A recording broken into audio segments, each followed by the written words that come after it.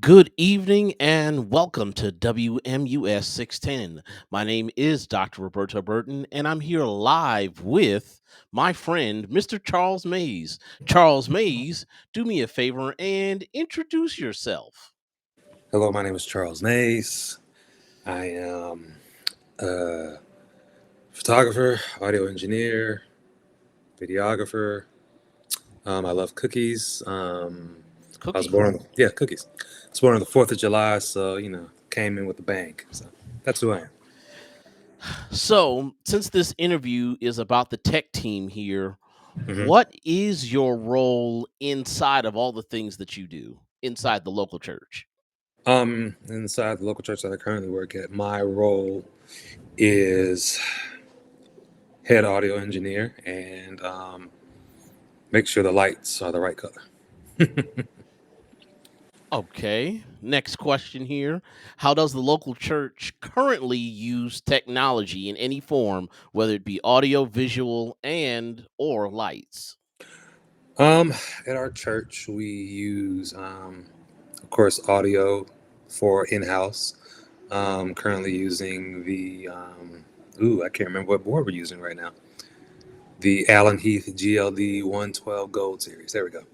Okay. Um, Familiar. we also currently we just bought some P180 Shure microphones for choir mics. I believe Yes. it's P180. Um, we also stream. We are currently How are we streaming? We just got Pro Tools, so we're trying to figure out how to use that in the back. What version of Pro Tools are you using and how? That part I don't know because the person who does the live stream, they just got a copy of it. I think it's their own personal copy, and I just saw it Friday night. Before that, they was just going straight from the board to audio, no in between. So this is something new that we're about to try and add to make the audio on the stream a lot better. Got you. With that said, then how many individuals are on your audio, visual, and lighting team? Um, Currently, audio, there's two of us. Trying to add more to the team. Video, they have about 10 people. They're trying to get that number up to 30. Um, Lighting is just one person who knows the lighting system. I'm learning it right now because it falls under me. But it's just one person for lighting. So currently, it's probably like 15 people currently working, but we're trying to get those numbers up to like 45 to 65 people working. Wow. What's the philosophy or view of technology here being used inside your local church? Because each team has their own philosophy or mindset. What's the real goal? Um, the real goal would have to be, of course, you want quality audio, quality video, but we want to just in-house produce a TV quality production, a production that could be used for so many different things. And it's just what we do every week. But if they want to use it for a TV program or something like that, it could work. Deviating here, how can the worship leader better communicate between audio and visual? Because worship leaders have their own thought process is how it's hmm produced, but then there's always the person behind the camera that sees more than what the worship leader can see on stage. How can that communication help? Um, well, the best way to put it is that the worship leader gets back there with us and actually sees what's going on. Um, my current worship leader, he's my friend, so if he sees this, he'll be okay.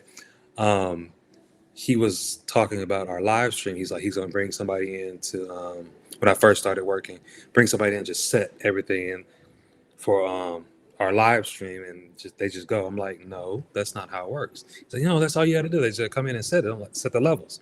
I'm like, no, live stream like the house, you have to actually mix it as the service is going on because you never know what's going to happen. You got to mix it perfectly for the audio, and it didn't click for him coming from me. Someone else said it didn't click, The third person says like, hold up, I get it now. I understand. So it's just actually understanding what we can do compared to what you want, and then you should be able to communicate and get what you want in that situation. Do you feel like worship leaders don't understand the lingo of how things work, because it seems like we're speaking a whole different language? I know for myself, Hmm. I don't even talk to certain people at church because once I start talking, I see the deer in headlights going. I go, oh, they don't understand what I'm saying. That communication and understanding are two Hmm. different Two things when it different comes things. to Two different church. And for me, it's frustrating because I'm like, I can't communicate with you because things. I already know you don't have a clue of what I'm saying. That's actually very true. A lot of worship leaders don't understand the lingo. Luckily, mine he does. There are just some things he just didn't understand as far as what needs to happen. But having a worship leader that understands the lingo um, is great because in my situation, like we're having some monitor issues, and he'll look at my face. I'm like, "Yo, that's above my pay grade. I can't fix an amp. Oh, I can't fix an amp, but I can, you know, get feedback out the system. But I can't. So he understands that the lingo. I can tell him we're the mid range is feeding back, and he understands exactly what I'm talking about.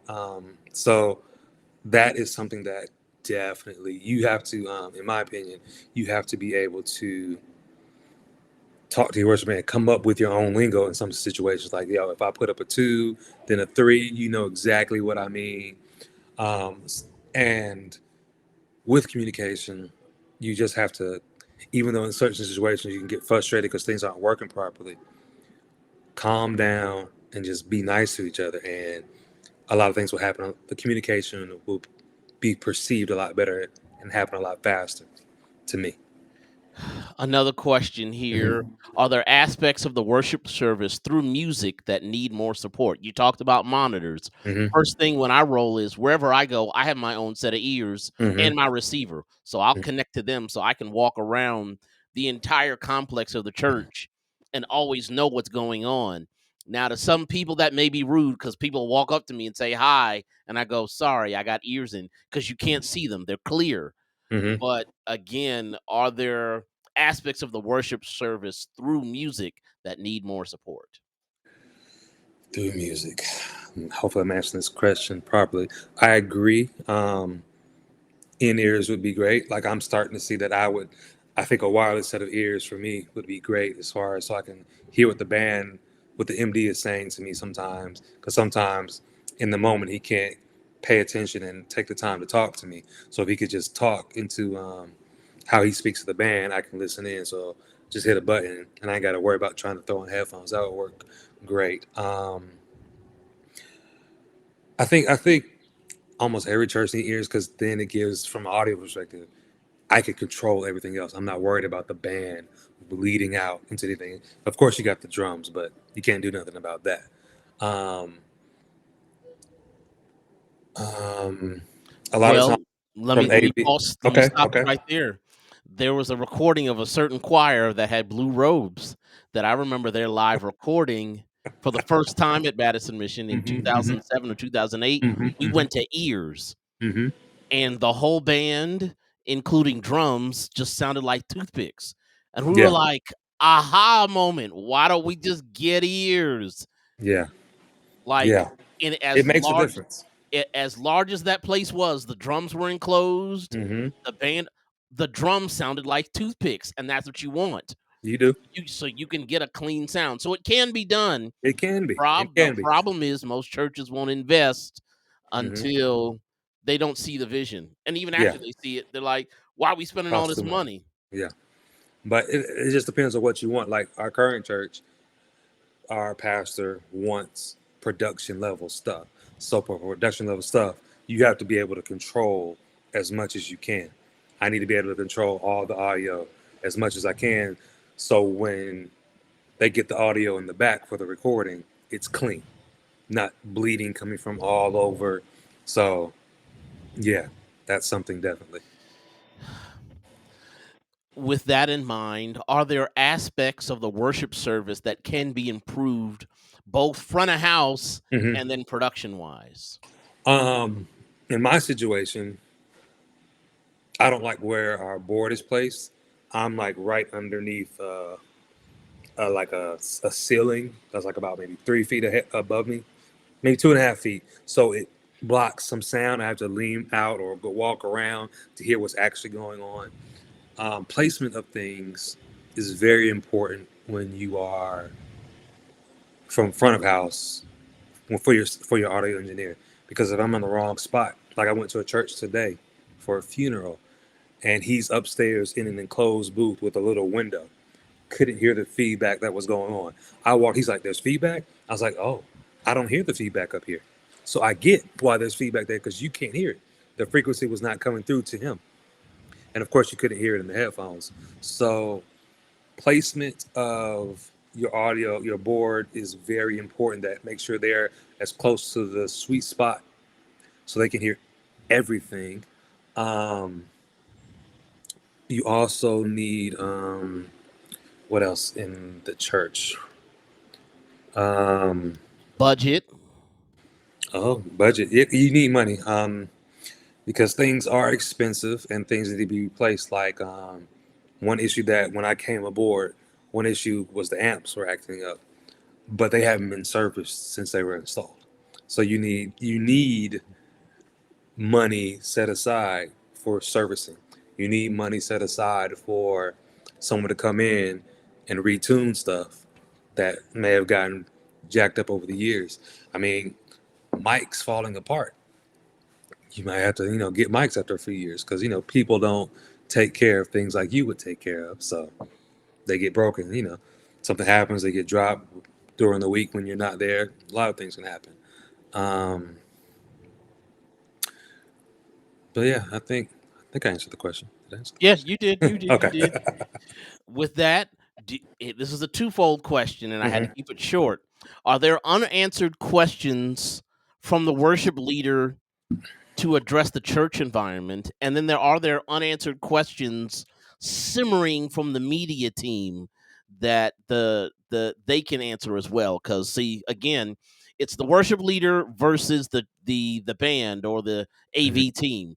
Again, the AV folks see one thing, worship leader sees another. Hmm. Are there unanswered questions that are simmering that need a piece of chicken, a biscuit, and some sweet tea and a conversation? Because Uh, sometimes that has to happen.